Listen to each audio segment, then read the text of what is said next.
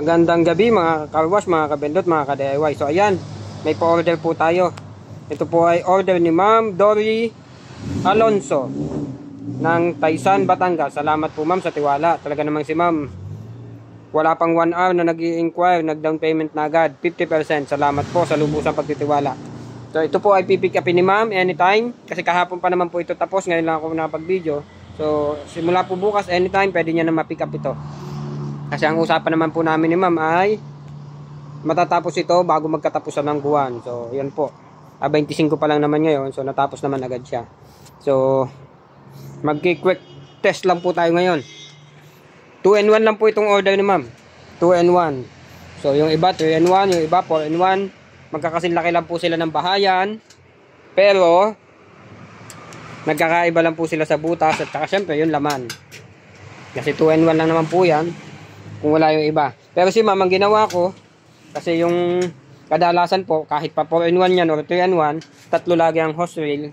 So naglagay na rin ako ng isa pang hose reel sa baba na abang, kahit 2-in-1 lang ang order naman, para at least anytime magusto niya i-adjust yan, gawin niyang 3-in-1, kasi low budget pa daw si ma'am ngayon, kaya 2-in-1 lang muna. So pwede niyang dagdagan yan, pwede pa siya magbutas dito, kaya may nakaabang na tayong hose reel. So pwedeng air or another pressure washer ang idagdag niya.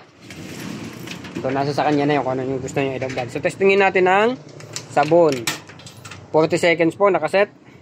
Kailangan i-start. Yan. Dito na lang tayo magte-testing sa aking ano ng buko. At siyempre po, lumipat po ako ng gawaan sa loob. Yan, kita nyo naman po, tick na tick.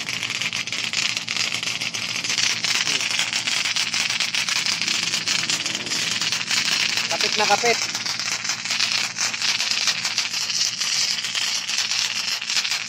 Ang kanyang sabon.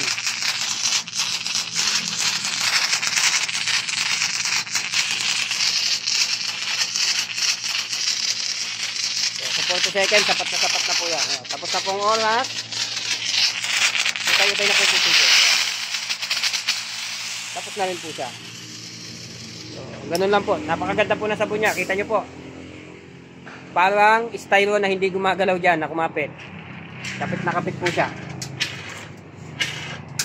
So, mag-testing naman po tayo sa pressure washer sa tubig.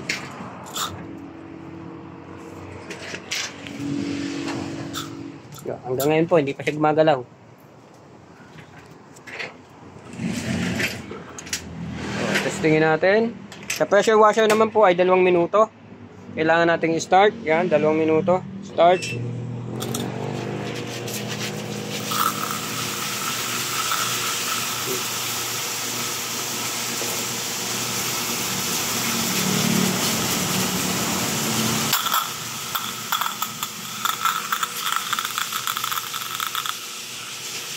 Naglinis na rin tayo ng ating gayata ng buko.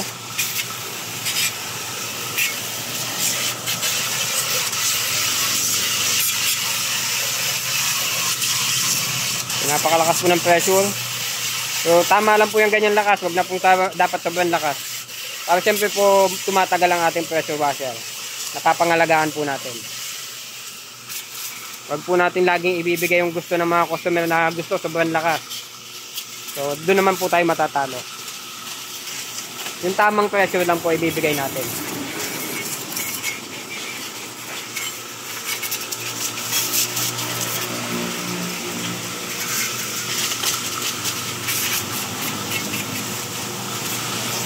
So, ayan po. Siguro hindi na natin kailangan tapusin yung 2 minutes na yan. So, buksan natin. Patayin ko na lang.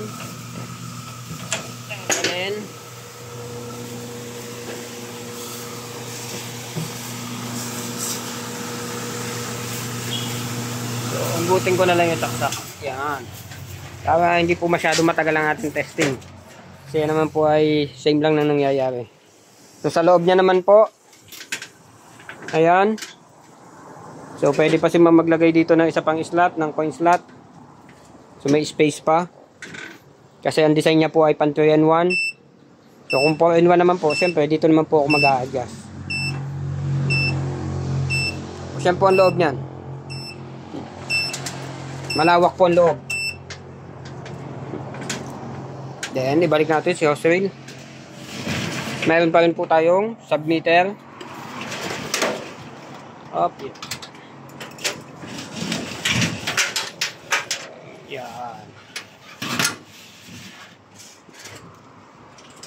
So, yan lang naman po yan. 2-in-1 po ang order ni ma'am. Salamat po ulit, ma'am, sa tiwala. Shout out po kay Ma'am Dory Alonso. Salamat po. Sa mga gusto pong mag-avail, message lang po sa aking messenger. Ilalagay ko po sa description ng video. Pati po contacts ko, pati locations. So, nandun po lahat lagi yan. So, anytime po pwede pumunta dito sa amin kasi dito naman po ako mismo nakatira. So, napakadali po. Saka madali po makita ang lugar ko, tabing highway mismo. Maharlika Highway, Barangay Lalig, Chaong, Quezon. So, ayan na po. Tapos na po tayo mag-testing.